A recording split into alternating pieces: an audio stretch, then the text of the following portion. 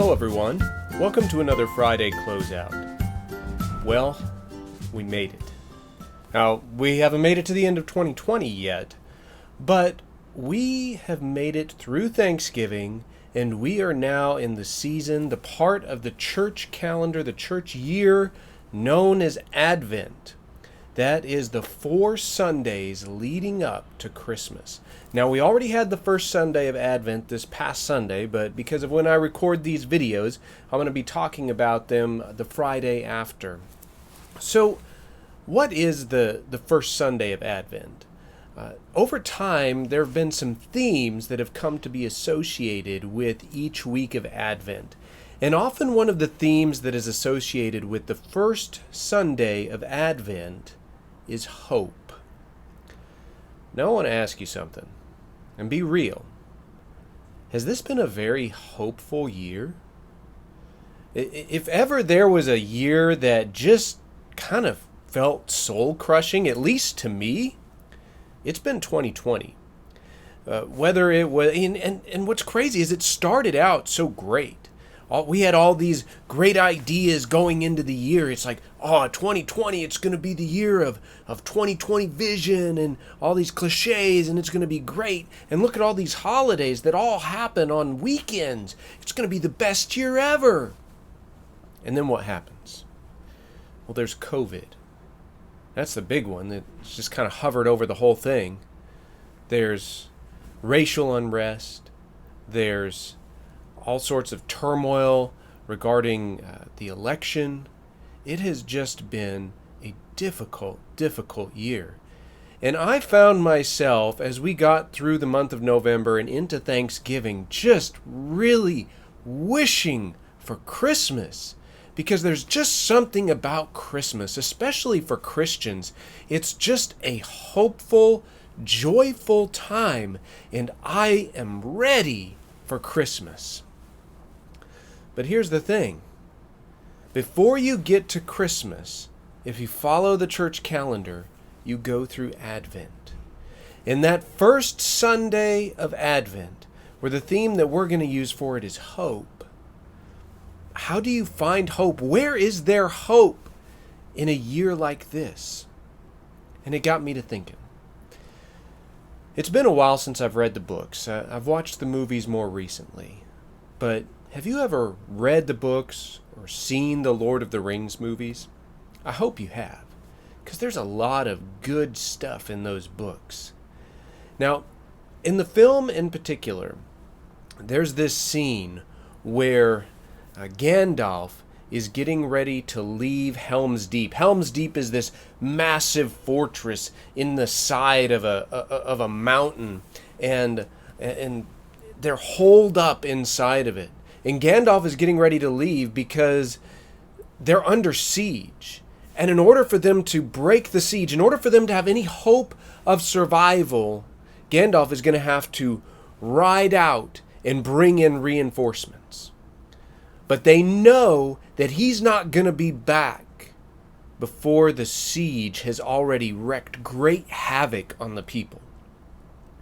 And so as he's getting ready to leave, he says, "On the 5th day, at the coming of dawn, look to the east." And then Gandalf leaves.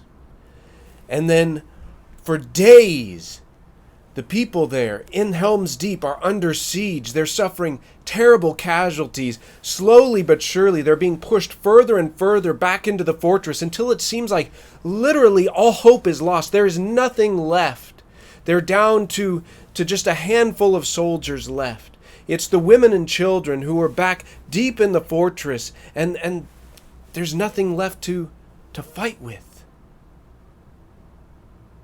Is Gandalf going to make it in time? Is there any hope as the orcs crush in on them?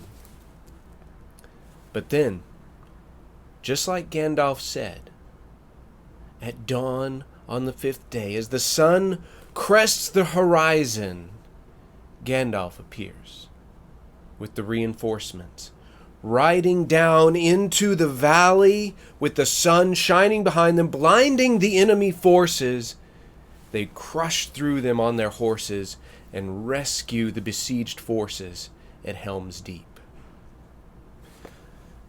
There was not a lot for the people there in Helm's Deep to cling to. All they had was this hope of a promise that Gandalf made. I will be here at dawn on the 5th day. Look to the east. I'm going to be there. That's all they had. This hope of a promise to be fulfilled. In the prophet Isaiah, writing to a people who were besieged by forces outside their land, who were besieged by forces within them, within their own hearts, leading them to sin and to turn away from God, Isaiah, hundreds of years before Jesus, says, "Listen, house of David, is it not enough for you to try the patience of men? Will you also try the patience of my God? Therefore, the Lord himself will give you a sign. See, the virgin will conceive, have a son, and name him Emmanuel." Hundreds of years before Jesus, Isaiah says these words that are written down, that Emmanuel, God with us, is coming. But it did not happen for hundreds of years. And there was darkness, and there was despair, and there was defeat, and there was all of these terrible things that happened to the people of Israel during this time. But there was still hope. There was still the promise. As we press further into this Advent season, as we look to Christmas, it's my prayer that you have hope as well. Yes, we have the hope of the promise fulfilled of Christ's first coming, but we have the hope of his return still to come, when all will be made new, when we don't have to worry about a world of COVID, because it will all be made new. That is the hope that we can continue to cling to today.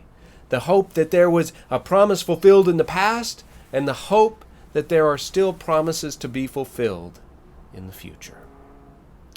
So I hope as we go through this in these coming weeks, and we talk about Advent and Christmas, that you will join me in being hopeful about what God has already done and about what is yet to come.